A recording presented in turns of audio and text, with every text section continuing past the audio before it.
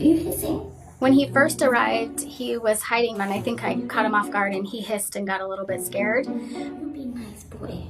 You be nice boy. But when I left the room, he started crying like he wanted my attention. I kept telling him, buddy, you can't have it both ways. Eventually, he realized that he wanted me to come and get him and make him feel secure. Oh my goodness. Scotty was found in Arizona. I've fostered hundreds of fosters over the years.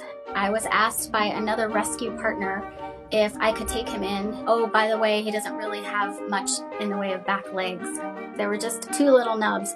The doctor said his bad nub is the one that has the bone exposed. We needed to wait until he was a little bit bigger until that bad nub could be removed.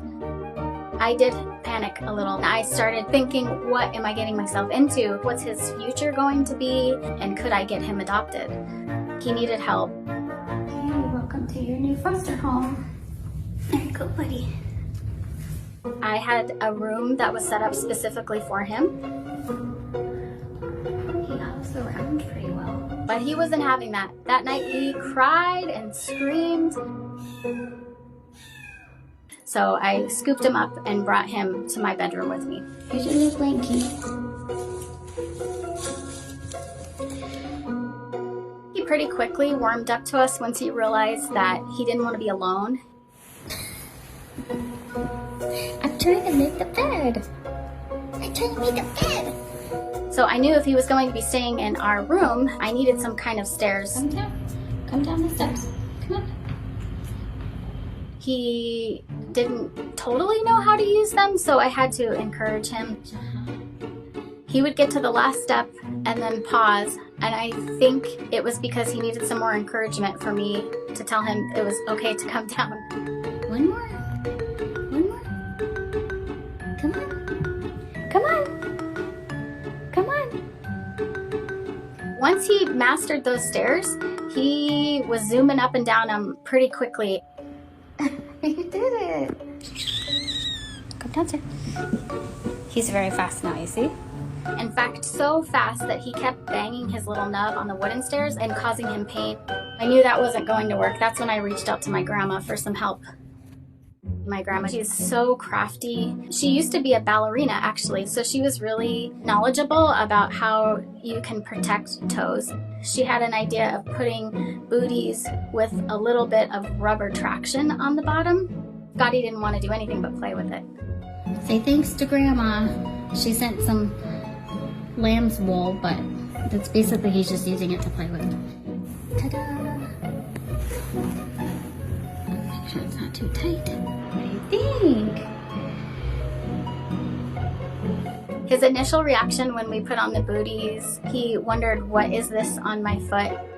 The booties seemed to really help at first, so he was able to hobble around the house, so much so that he wore out a hole in his little booties. Oh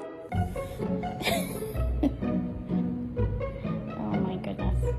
What are we gonna do? Nana's gotta make a lot of boots for you.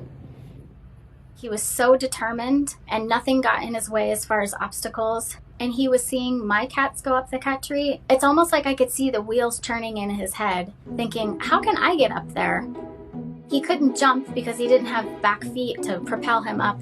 He is determined to get up this cat tree.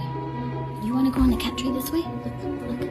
I knew that he had to get strong enough with his front legs to be able to use his claws and his arms to pull him up there. Ooh. Get up there. I'll help you. Good job. Come up here. Okay, come in here. Come on. Good job. I knew that if he could get up to that first one, that he was going to get higher and higher. How did you get up there? You got to the second level. How are you going to get down? No, he's almost done. It was at that point that I started to realize that he was going to have a very normal life. I knew it was time, that he couldn't stay with me any longer, because that's my goal as a foster parent. The doctor took some x-rays and saw that the bone in his good nub was actually shaped perfectly. The doctor said No more using the booties. They were a great idea, but we don't need those anymore. He was happy and growing and playful. So I started the process of looking for homes for him, and he had quite a few applications come in. But then I got an application from Moses. Moses had a little kitty named Scout that was the same age as Scotty, so I knew Scotty would have a playmate. It just seemed perfect. First time I saw him, I thought, oh my god, he's extremely cute. He is a goober, and nothing would stop him. I love to have that kind of energy around the house. He would be a pampered little prince, and that's exactly what he deserved. I was sold way before, and when I first met him, it just made it even more sold. And you get to meet your new family. Are you excited? I've fostered hundreds of fosters over the years, and I'm not gonna lie, I do cry still. The night before adoption day, I started preparing his to-go bag. I make little to-go bags for all of my fosters on adoption day. We've got a little blankie that smells like home, so we'll stick it in his bag, along with his favorite toy, little fish taco. Stick that in the bag too. And then we just put a little note in there. Time to go to the airport. You're doing so good. You're such a good boy. Moses happened to be traveling and was flying home, and he even flew Scotty home first class, just like he deserves. Well, I can't find Scooter and Scout, but let's see where they are. I think I know where they're hiding. Scout's always had that horrible habit of going in my drawer, but... Oh, hi guys. He taught Scotty how to do that. Have y'all been in here all day? Scotty was a little unsure of himself, but he cuddled with me the first night. Scout was so excited to have another cat in the house. They started playing together. Scout's always the instigator. Scotty will watch Scout do it. We'll just kind of return it in favor. He's come so far from what he was before. So he has no limitations.